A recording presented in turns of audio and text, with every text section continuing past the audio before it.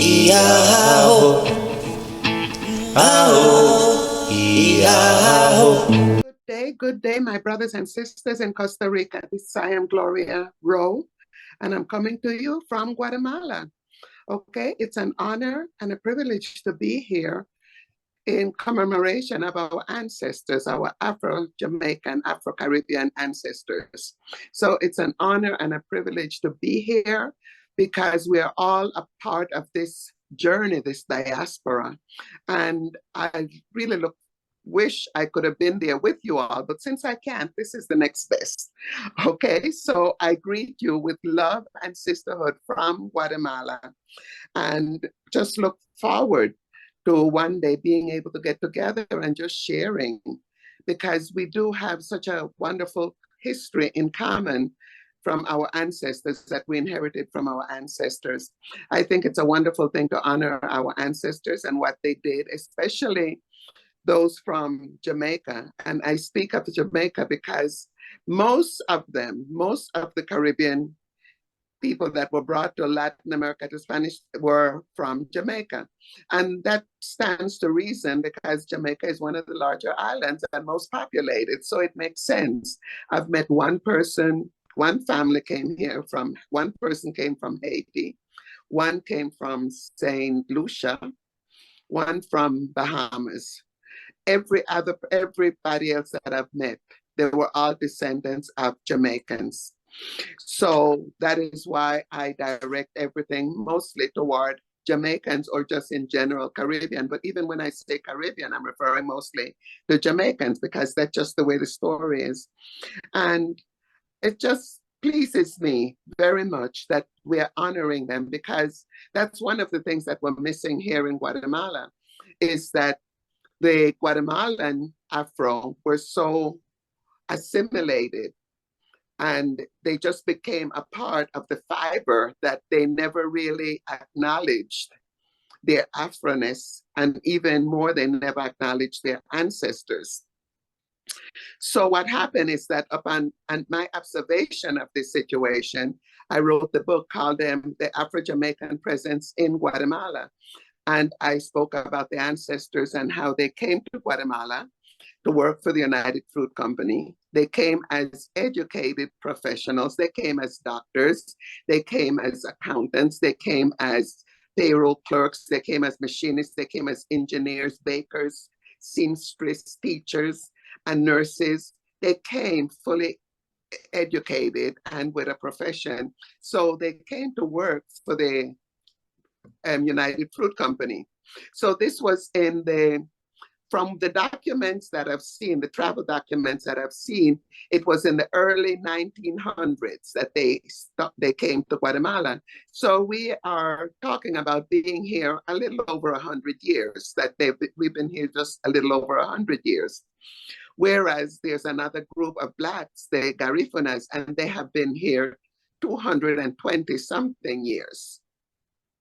So what was needed actually was to differentiate, if you will, between the Garifunas and the other Blacks, because what happened is, as far as Guatemala was concerned, all Blacks were Garifunas. And when I wrote the book explaining that no, we were not, we are Black, we are Guatemalans, and we are not Garifuna, it sort of turned everything over because they weren't aware of it. So I felt that our ancestors were dishonored when we did not make it known, when we did not stand up and declare and proclaim who we are as Afro-descendants, and especially Afro-Jamaican descendants. So what happened is no one knew about the Afro-Jamaican presence in Guatemala. So I think it is so important to honor them because they were an amazing, amazing people. They were brave. They left their homeland to go to Costa Rica, Panama, Nicaragua, and all these different places where they went to work. And they took their gifts, they took their talent, they took their profession, and they helped to develop. They were a part of the development of these countries. And I think they should be acknowledged as such. They've contributed a lot to the development of this country. For example, in Puerto Barrios, Isabel, which is where all of the Jamaicans, the Afros, were, because that's where the United Fruit Company was actually operating in Isabel through the banana plantations and everything. It's all in Isabel. So the United Fruit Company being centered in Isabel, that's where the Jamaicans and the Caribbean, that is where they landed and that's where they live. But they had to develop those areas. They had to build up that area. So they were handed, let's say they were handed wilderness, they were handed just plain swamps, if you will. And this is where they were supposed to live. And they built it up into a beautiful, beautiful colonia, English-speaking colonia. And all that has been more or less forgotten or erased, whatever, from the history. So I think it is important that we actually record these things, record our presence, and keep at it, keep at it. This is who we are. We are Afro-Jamaicans, Afro-Caribbeans, Antillians, whatever, term that we use. We are all coming from the same area, more or less, with the same story. So I think this is a very important event, and I hope to see so many more like it. In Guatemala, we have had a few, and most of them were through promoting, if you will, promoting my book or just talking about the book to explain to people why we are here, what are we doing here, how we got here. What I've found is that the older Afro-Jamaicans, Afro-Jamaicanos, they are not really interested in working at promoting their presence. They are quite satisfied in just being. But interestingly enough, I find that the children are very, very interested. And it stands to reason, because when I grew up in Puerto Barrios, I grew up in Puerto Barrios up to the age of 12. When I grew up there, everyone around me looked like me. With these children today, they are usually the only one in the class. And they don't see others that look like them, except when they come together for family gatherings and so forth. So it's important for the children. I have a 12-year-old, my cousin's 12-year-old granddaughter. For Day of the Cultural Appreciation Day, Dia de la Cultura, the teacher said to her, I want you to prepare a presentation for the Garifunas. And Geraldine said, why? I'm not Garifuna. The teacher said, of course you are. Why are you denying it? So Geraldine said, because I'm not Garifuna. The teacher did not believe her. So the teacher went to the house to actually speak to her parents about the problem that this child is having for not accepting that she is Garifuna. So needless to say, the teacher got a good education then about why she said she was not Garifuna, because she wasn't.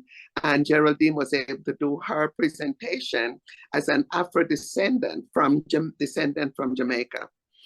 Another little cousin, another little child in the family, he is using my book because my book is easy reading. So he's 12 years old and he used my book to do a presentation to his class about who he is. So I believe it is, whereas the older people did not think it was that important to identify themselves, I think the younger generation are finding it necessary simply because they are so few. So that will it will actually bring back the need to recognize who we are and honor our ancestors and what they've done. So I really am hoping to see other events like this. I'm hoping that at some point we could have one in Guatemala, and maybe I could invite you all to come over here. Okay. I would also like to add that during this time of the decade of recognizing the Afro-descendant, the people of African descent, during this time, we have made a lot of strides here in Guatemala, because what has happened is that for the first time in 2018, we were included as Afro-descendants / Creole, and as well as Afro-coloniales. were included in the census. So this was the first time that this has happened, that we are also as a separate group apart from the Garifunas. And that was a major accomplishment. Also, we recently celebrated Dia Internacional de Afrodescendientes, which Guatemala recognized for the first time, and it was largely due to the work that your Vice President Epsi Campbell did. Vice President Epsi Campbell, the work that she did when she was at the United Nations. So, as an outcome from her work, Guatemala also decided to recognize Dia Internacional, the International Day of Afro-Descendants. So this was a first time as well. In addition to that, there was a decree that said that the Afro-descendants, Creole, are now recognized as a people group in Guatemala. So this means that in addition to the Mayans, the indigenous groups, which is 22 different groups, and the Garifuna making it 23, they now count the Afro-descendants, making it 24 groups in Guatemala. And I think these are just very important accomplishments. And I also feel that this also honors everything that we do in this case, honors our ancestors, because it's because of them that we are here, and everything we do to gain recognition and visibility is in honor of them, because it's who we are, because of who they were. It's in honor of them because we stand on the works, on the shoulders of those that came before us. So they paved a way for us to follow. And I think it is important that in recognizing who we are, we acknowledge who they were and pass it on to future generations, that we may be able to continue to make these strides.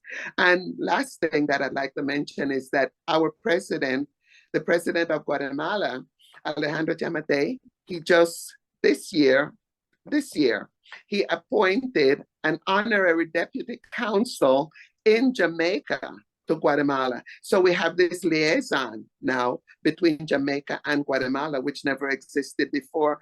And I think this all honors the work that our ancestors did and the foundation that they set. So it's important that we continue building on it. Thank you for the opportunity to share this with you. I am Gloria Rowe.